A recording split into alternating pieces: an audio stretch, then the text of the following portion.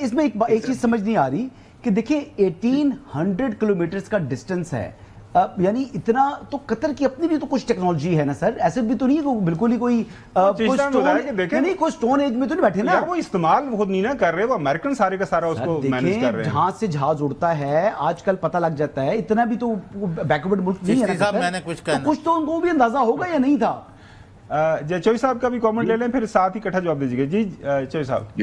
نہیں خالد چشتی صاحب بڑے ماشاءاللہ آپ کی نظر ہے، you are an authority on the air force and other allied matters.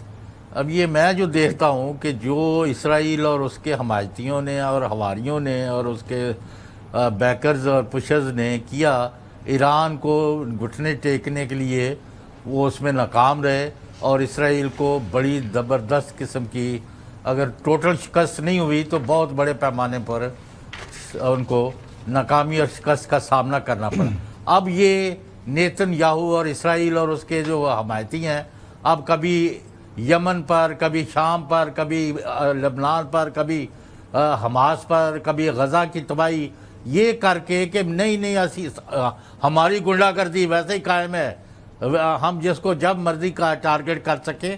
یہ اپنی جو شکست ہے اس کے اثرات کو یعنی کم کرنے کی ایک ایفرٹ مجھے نظر آتی ہے، ورنہ جواز کوئی نہیں ہے کہ جو ڈپلومیٹک ایفرٹ کے لیے بندے گئے ہوئے ہیں ان کو جا کے ان کو مارنے کی کوشش کی گئی ہے.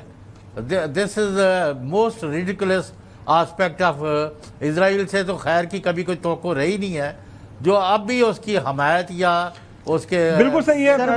یہ سوال ہے حسن کا کہ کیا قطری بھی اتنے باخبر رہے، وہ رسپونڈ نہیں کر سکتے؟ بے خبر رہے جی، بے خبر رہے. اتنے بے